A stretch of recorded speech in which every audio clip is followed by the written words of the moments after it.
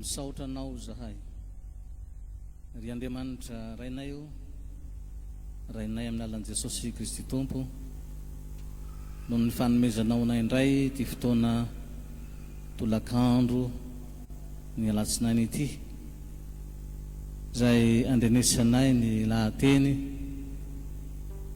afantarana ny sitraponao ary ampitombonao ny fahalalanay sy ny finoanay. Misaotra ihany koa ny amin'izay fitahina sy fahasoavana rotsaka ao aminay isan'andro, indrindra ny amin'ny famonjena izay nataonao anay Jesosy, fa ny ainao natolotrao mba hamonjena sy hanafananay amin'ny fahotany rehetra. Misaotranao zahay ny amin'izay mbola ahafahanay makalaza sy manatrika izao isa-taona ny toby Betesda Ambobao zao, satria tsapanay Tompo fa tena famindrampo sy fitiavana avy aminao zany. Tsy takatry ny sainay ny fitiavanao, ny herinao mahagaga. Ianao ilay Andriamanitra hatramin'ny taloha indrindra ka mandrakizay, dia tsy miova omaly sy anio ary mandrakizay, satria miasa amin'ny fomba mahagaga ianao. Ny herinao tsy talany, ny fahalalanao tsy takatry ny saina. Makasitraka anao zahay ny amin'ny fandaminanao ny fiainana zanak'olombelona. Ankehitriny izay Tompo manatrika anao eto, mangataka ny famelan-keloka hatrany zahay, mangataka ny hanavaozanao ny fonay Jesosy, ary mangataka ny ampairezanao anay, hitehirizanao anay amin'ny finoana amin'ny alalan'ny teny rehetra zay renesinay mandritra ity fotoana ity.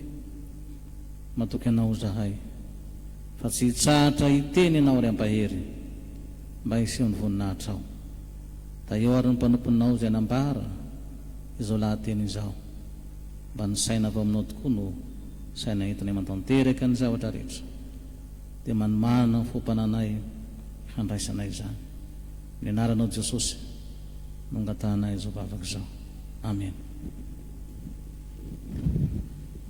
Ny voalohany ry havana dia fifaliana lehibe ny afahantsika manatry tava, mifanatry tava amin'ity fotoana ity.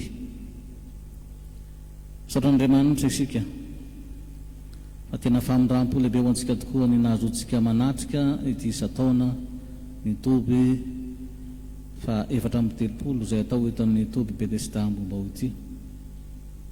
Maro no naniry mba hanatrika zao, fa isika dia ary lazaina fa nahazo famindrampo manokana matotsika tafahoana amin'ity fotoana ity. Ary tsy noho ny fahatsaratsika zany, fa tena ary lazaina hoe fitiavan'Andriamanitra sy famindrampo no zahoantsika miaraka eto amin'ity fotoana ity. Manana ny fikendreny manokana Andriamanitra ary tsy takatra ny saintsika araka nambara teo, ka dia na dia nisy aza ny valanaretina zay mbola mitohatra amin'izao, zay ngamba ny antony ahitanareo mamono an'ity zavatra ity aho, ngamba tsy mahadiso. Nandripaka olona maro tokoa zany, kanefa dia tsapatsika fa Andriamanitra miasa, Andriamanitra zay mitondra ny herentsika ny mbola manasitrana sy manafaka ary manometsika tombonandro tahaka an'izao. Nohona fa hitondra fampiarezana antsika ny ten'Andriamanitra rehefa avy miaritra fahoriana tao anatin'izany fiboana lava zany tsika, ka amin'ity fotoana ity dia makasitraka ihany koa ny komity zay nambola vola ny fandaram-potoana ka nanome anjara amin'izao lahateny izao. Ny loha-hevitra dia ny hoe ao anatin'ity isa-taona ity tsy ambony anarany eo amin'ny bokin'ny fiainana tokoa aho, Apokalipsy 7:5. Fa amin'izay hitodintsika ny lahateny eto dia misy loha-hevitra anankiray zay nomenantsika dia ny hoe Jesosy no alfa sy omega, io dia ao anatin'ny teny andininy anankiray eo amin'ny apokalipsy toko voalohany andininy fahavalo ka bakitsika ihany izy amin'ny anaran'i Jesosy. Zao no alfa sy omega hoy ny Tombo Andriamanitra, ilay ankehitriny sy taloha ary ho avy dia ny tsy toa. Zay no lohateny na lohahevitra amin'ity lahateny ity. Ka anao teny fampidirana kely ao aloha satria misy sary mahafinaritra zay asehon'ny Jaona milohany hanazavany zavatra tsy maintsy iseho, ka tonga tahaka ny olona maneo indrindra seho anankiray izy zay tahaka ny fampisehoana zay hitantsika andavanandro. Dia manao fampidirana amin'ny tantara an-tsetra izy raha maneo amin'ny fiangonana any Ziminora ny zavatra tsy maintsy ho tonga faingana sy seho araka ny zavatra hitany tao aminatin'ny fahitana tao amin'ny nosy Patmo. Ka amin'ny andinin'ny fahafito sy fahavalo izy no manolotra ilay voalazany atao amin'ny fiarabana ho ilay ankehitriny sy taloha ary ho avy. Ka amin'ny alalan'ny fisehoana eny amin'ny rahony lanitra no hanehoany zany mba ho hitan'ny olona rehetra ny fahatanterahany, ary Jaona dia manaiky sady mino ny fahatanterahany zany zavatra zany, ka dia mampiasa ny teny hoe eny amen. Fataontsika tsara dika zany araka fanazavany Lotera fa zany rehetra zany dia marina tokoa ary tsy maintsy tanteraka tokoa. Eo andan zany koa no manao fanambaratena Andriamanitra, ka manamafy izay volazan'ny Jaona apôstôly amin'ny alalan'ny teny hoe izaho no alfa sy omega, dia ilay ankehitriny sy taloha ary ho avy dia ny tsy toa.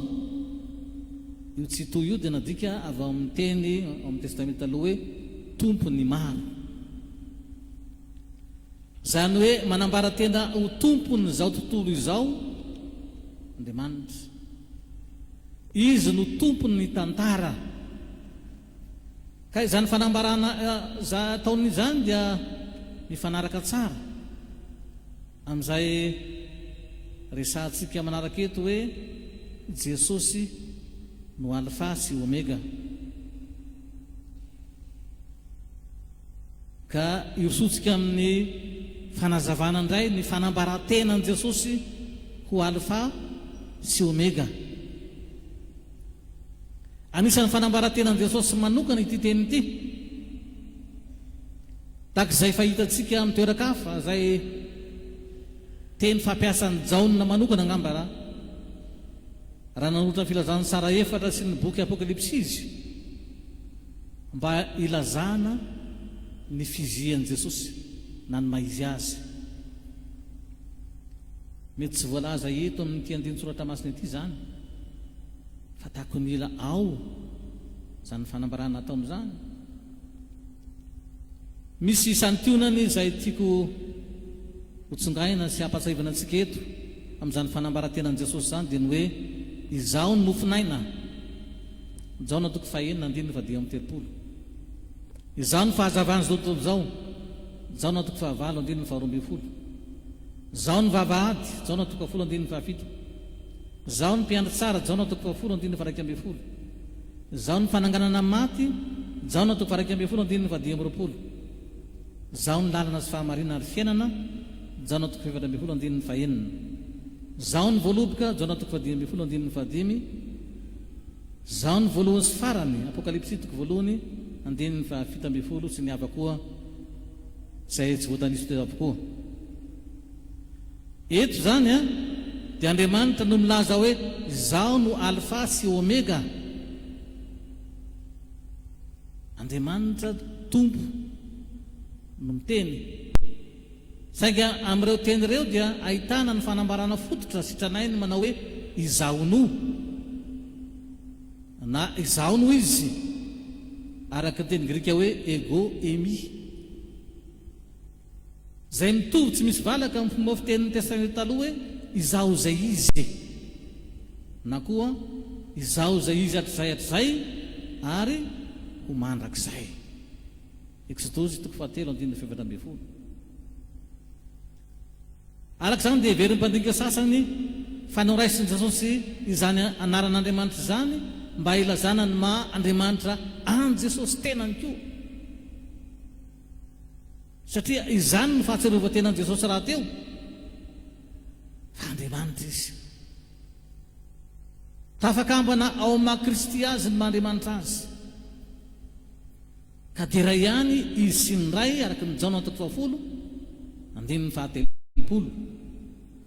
Ary ny fitenenana hoe izaono dia atsiarovana avy hatrany ny fanambaran-tenan'Andriamanitra ao amin'ny testamenta taloha, zany hoe izy ilay Andriamanitra hatramin'ny voalohany ka mandrakizay tsy misy fetra.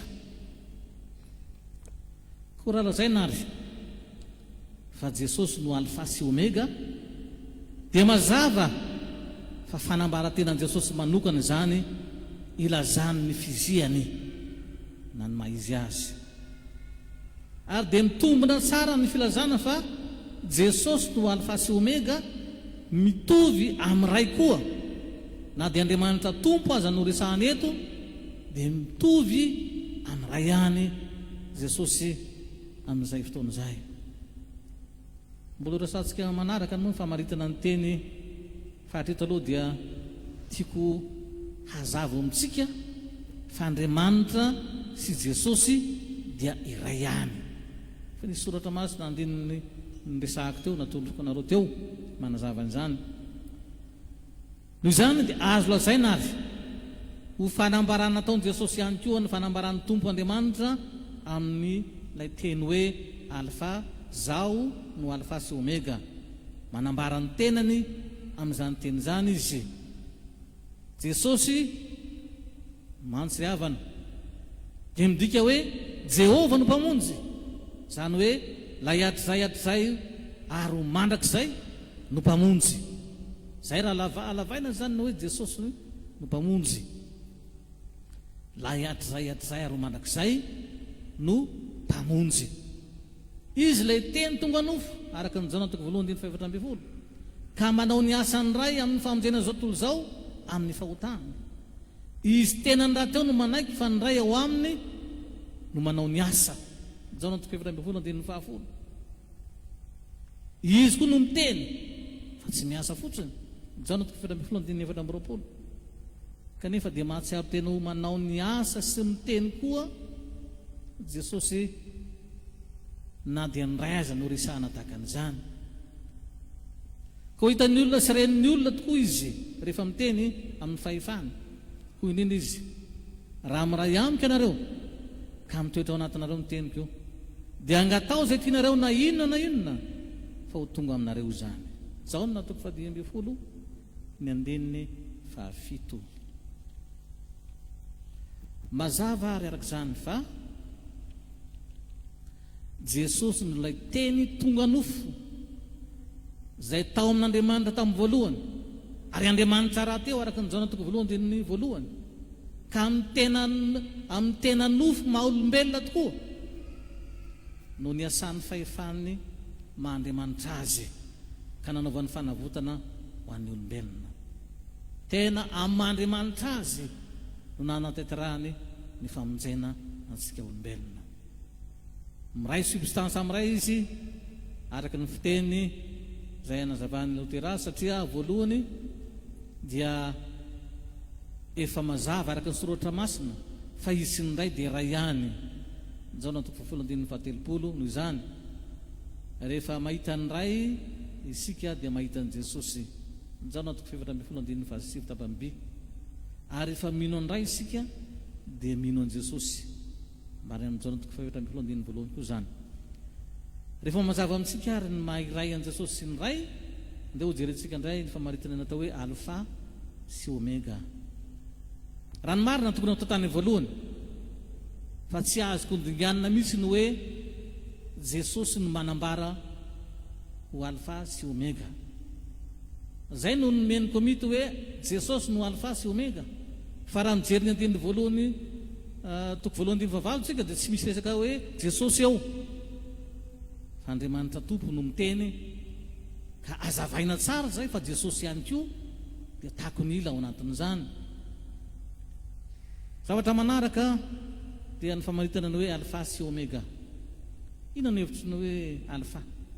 Ny teny hoe alfa dia litera voalohany amin'ny alfabeta grika, mitovy amin'ny isa voalohany ray zany, zay midika hoe voalohany na fiandohana na koa fanombohana.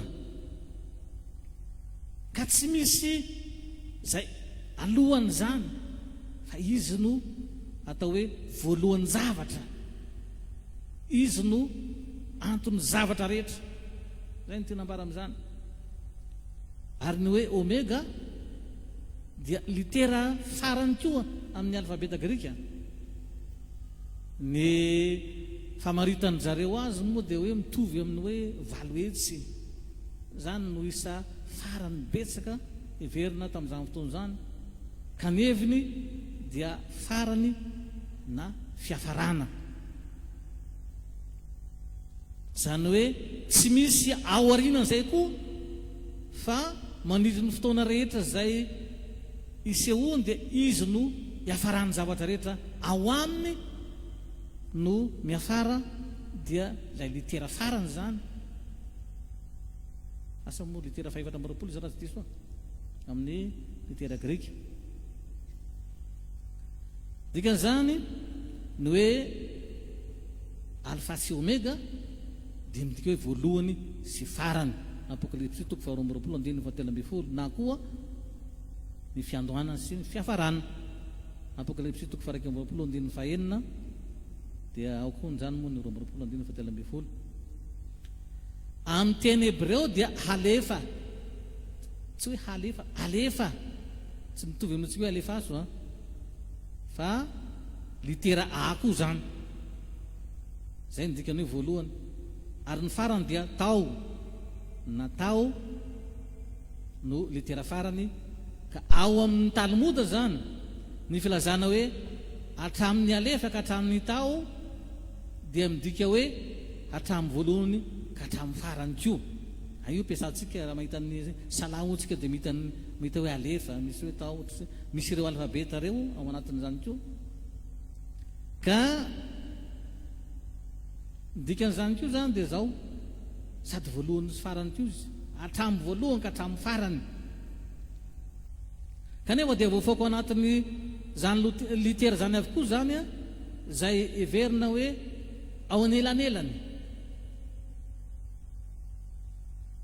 satria ireo no mame zany litera hebreo zany.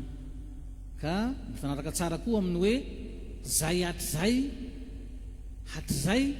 ary ho mandrakizay, zany hoe ilay misy voalohany ary misy farany dia voafaritra zay litera zay koa. Andriamanitra no ilay ankehitriny sy taloha ary ho avy dia nitsitoa alaka ny hitatsika eo amin'ity andinin-tsoratra masina vakitsika teo ty.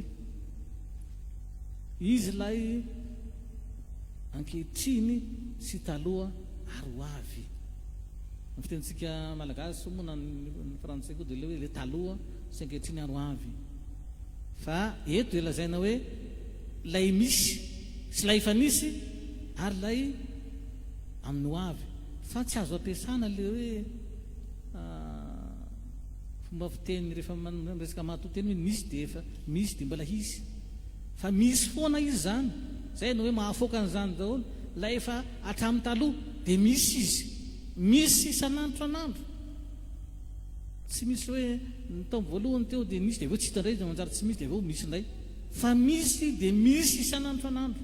Zany no tianao resahana eo, taloha ankehitriny ary mandrakizay.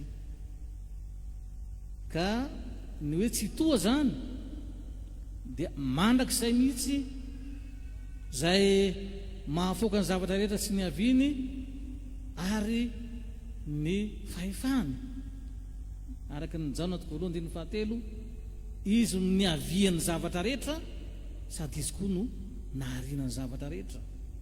Io zany lay teny logos ny teny grika azy amin'ny Jaona toko voalohany eo mitovy fanambarana amin'ny Genesis hoe tamin'ny voalohany Andriamanitra nanao zao dia hoy Jaona hoe ionge dia le Andriamanitra tao amin'ny le teny tao amin'Andriamanitra io dia Andriamanitra tonga nofo zay efa nisy taloha.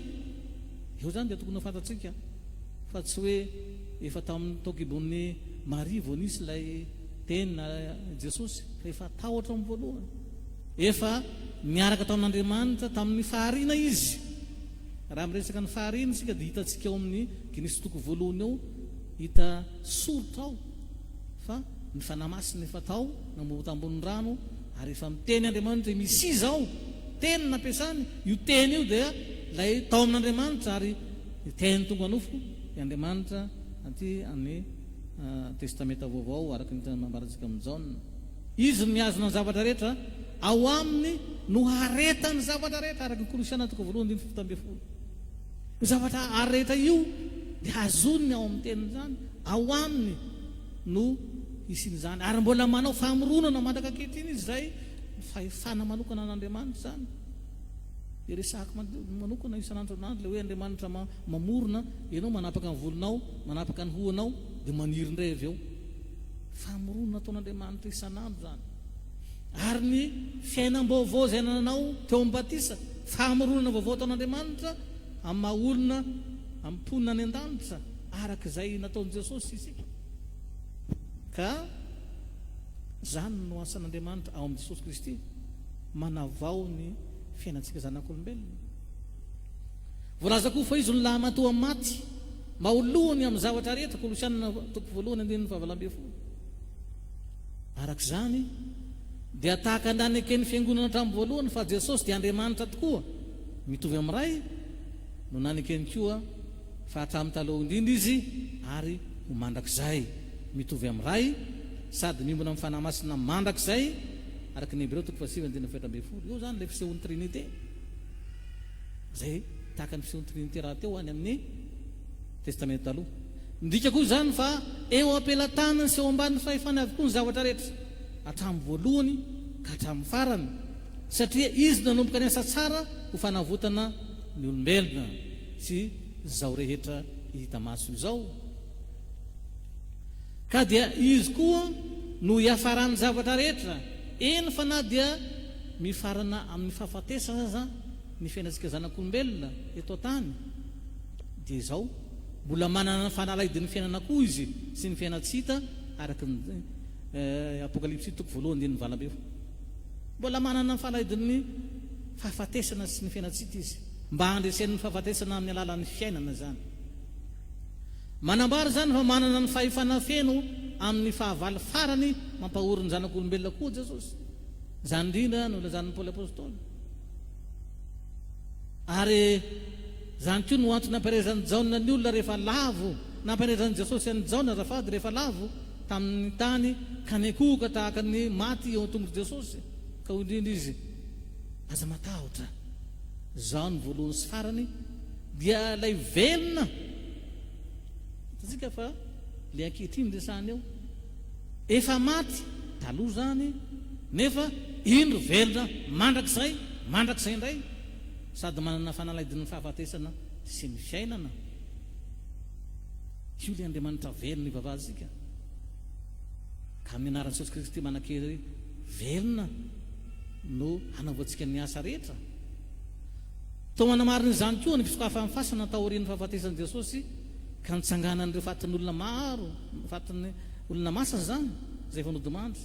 Voalaza Matio fa nivoaka tao am-pasana ireo tao aorian'ny nitsanganan'i Jesosy Kristy tamin'ny maty, Matio 7:20, ny andeniny fa 2:10 ka hatramin'ny 3:10. Koa ny fahitany Jaona an Jesosy tao amin'ny nosy Patmoary dia tsy mba toy ny fahitana azy naneritena sy nianatra fahoriana sy ny jalo nanaiky hovonoana tahaka ny zay hitany talohan'ny nahafatesana, fa ilay Jesosy manana ny hery sy ny fahefana rehetra sy ny voninahitra ny an-danitra sy ny tany mitavy voninahitra tanteraka mahatompo sy Andriamanitra azy. Io no miseho amin'Andriamanitra azy. Talohan'ny nafatesana mazy dia mbola hoe ampahoriana Jesosy ary nindray dia miaritra ny zavatra rehetra tahaka ny olona farahidiny amin'ny zanak'olombelona rehetra. Kanefa eo Andriamanitra, ary io nampahafantarina antsika fa na dia tao zany fanetretenana zany na zany fitondrany fahotantsika tany andro fijaliana zany nampahoriana tsy hita tsony ny endrika maha-olombelona azy dia Andriamanitra izy. Andriamanitra mitondra ny aditsika zanak'olombelona izy, efa programme hatramin'ny taloha zany ary mandrakizay. Zany no maha Jesosy azy mamonjy atsika. Mazava arak'izany fa ity bokin'ny Apokalipsy ity no tena milaza indrindra ny amin'ny filazana momba n'Andriamanitra ray sy Jesosy Kristy ho voalohany sy farany. Milaza ihany ny boky sasany ny Andriamanitra azy fa ny hoe voalohany sy farany, eto no tena ahitana zany. Matoa naseho tamin'ny Jaona apôstôly ary izany zavatra zany dia zao mba ahatonga ny fiangonana ahafantatra fa Andriamanitra dia malala ny fiainan'ny zanak'olombelona, malala ny fiainan'ny fiangonana, manara-maso ny fiainan'ny olona tsiraray amin'ny Tsipriana izy sy ny fiainan'ny fiangonana satria malala ny zavatra rehetra. Io mola ataontsika eo amin'ny sian.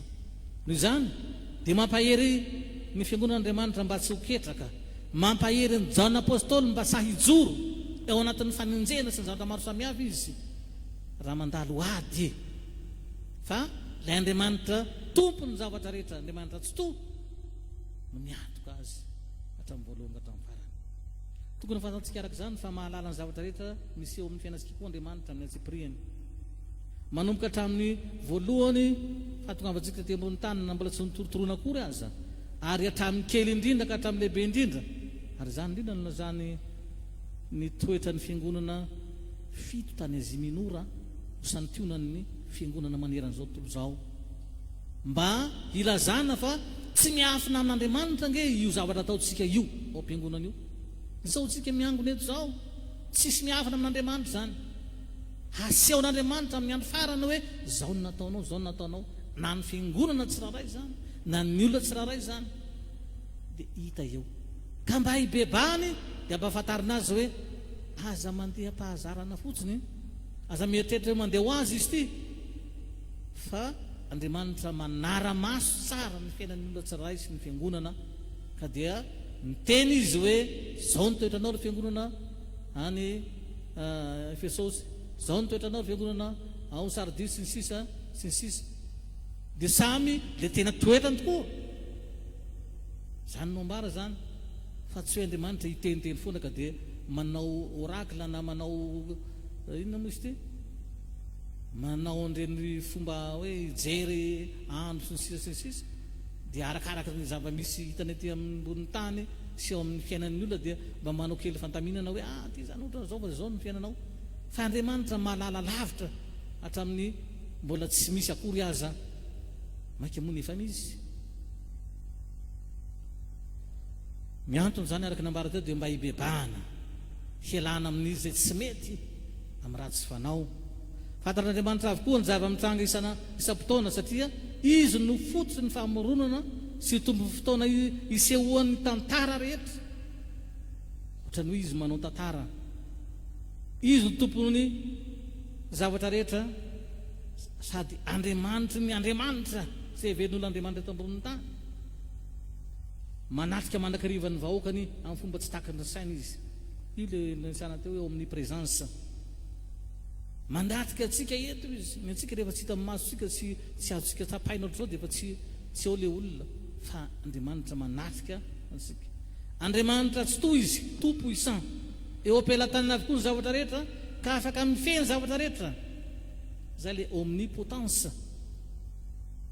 Na dia manome safidy malalaka ny olombelona azy izy, manana fahefana amin'ny herivelona eto ambonin'ny tany.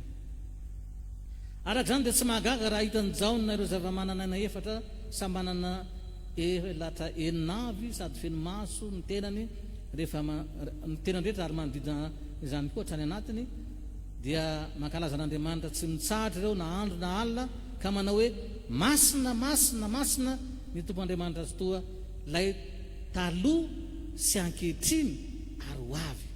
Apokalipsy 7:19. Any an-danitra dia mbola mitohy ihany ny fahafantarana an'izany ho mainka mazava amintsika tsara fa ay ity Jesosy lay niaritra tamin'ny fotoana zay niainatsika tao amin'ny fahatalana sy ny faharatsiana, nitondra ny aretintsika sy ny fahotantsika. Izy ilay Andriamanitra mipetraka amin'ny seza fiandrianana, tompony hery fahefana. Noho izany isika dia tokony hatsapa isan'andro isan'andro fa Andriamanitra masina no manatrika antsika ao amin'ny tempoly, ka tsy tokony zavatra ratsy zay iseho korana zany tempoly zany. Ny manahirana dia amin'izao fotoana izao tonga ao anatin'ny fiangonana taon'ny faharatsiana rehetra. Ny fomba n'izao tontolo izao fa miditra tsikelikely. Ny zavatra mahagaga dia zao le maizina avy any ivelany mitondra famaizina anatin'ny fiangonana memaizina. Fa isika tokony hitondra fahazavana mazava any amin'izao tontolo izao. Hitan'Andriamanitra avokoa zany toerantsika izany mba hibebahantsika. Ao ny olona 420 dia iankohaka eo alohan'ny seza fiandrianana ka hivavaka amin'izay velona mandrakizay ary anipiny sady voninahitra eo alohan'ny seza fiandrianana ka hanao hoe ianao tomponay sy Andriamanitray no mendrika andray ny voninahitra sy ny aza ary ny hery fa ianao no nahary ny zavatra rehetra ary no sitraponinao no nampisy sy nahary azy. Apokalipsy 7:20.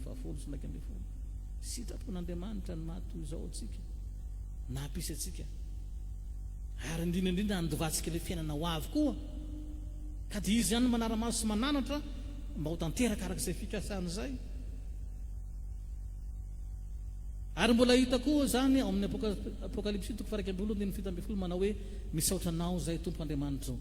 Andriamanitra tsy toa lay ankehitriny sy taloha satria nasehonao ny herinao lehibe ka efa manjaka ianao ary samy aneo ny fankalazany avokoa zay rehetra naharesy tamin'ny ady ka hanao hoe lehibe sy mahatalanjona ny asanao tompo. Andriamanitra azy toa mahitsy sy marina ny lalanao ry mpanjaka mandrakizay. Apokalipsy 2:17. Na inona fampahorin'ny devoly dia lazaina hoe fotoana voafetra inan'elanelany ihany ny fiasany amin'ny lalana andehanan'Andriamanitra. Fa Andriamanitra ny tompony zavatra rehetra amin'ny voalohany ka hatramin'ny farany, izy no mampandresy atsika raha miankina tanteraka amin'izany Andriamanitra tompony zavatra rehetra zany sika. Noho izany isika koa zany matotsika manao ny fankalazana amin'ny fampivavahana amin'ny iran'ny liturjia manao hoe masina masina masina zanahary tomponay, ny tany rehetra dia feno ny lazany, hosana amin'ny avo indrindra, isaorana ilay avy amin'ny anarany, hosana ny avo amin'ny avo indrindra. Dia mana tena fa hitohy ihany any an-danitra zany fankalazana zany. Mbola miara manompo an'Andriamanitra sika na any an-danitra aza, manana fanantenana amin'ny lova masina zay fanomanana antsika. Fa ilay Andriamanitra hivavahantsika dia tsy Andriamanitra zay tapatapany fotsiny manao zavatra zay atao hoe tsy manana hery sy fahefana feno, fa ny fahafenony mihitsy no nanamboarany zavatra rehetra, ny fahafenony namonjeny atsika ary mbola fahafenony hitondrany atsika makany amin'ny fiainana mandrakizay. Manantenary ianao zay nandalo fotoan-tsarotra ary mbola misy fotoan-tsarotra mbola mandalo eto amin'ity fiainan'ity. Aza mieritreritra hoe eto ny tena fiadanana, fa zay mieritreritra ny ho any an-danitra manomana ny fiainana amin'izany fahasambarana ao amin'i Jesosy zany le tsy miova omaly sy ny mandrakizay dia zao sambatra ianao satria Andriamanitra mahery tompony zavatra rehetra no Andriamanitra ivavahanao. Ka dia Andriamanitra ny asa ao anatsika ry havana, ampatsiahantsika na Andriamanitra azy toa, Andriamanitra hatramin'izay hatrary mandrakizay azy ary mba ho fiainatsika amin'ny tontolo iainantsika zany Andriamanitra zany, fa izy no tena fiainana, izy no antom-pisitsika ary izy koa ny antony havelomantsika sy mbola hietsehtsika ary hanantenantsika ny fiainana mandrakizay. Voninahitra ny ao an'Andriamanitra ary zanaka fiainana masina zay azo hatramin'ny taloha indrindra koa mandrakizay. Amen.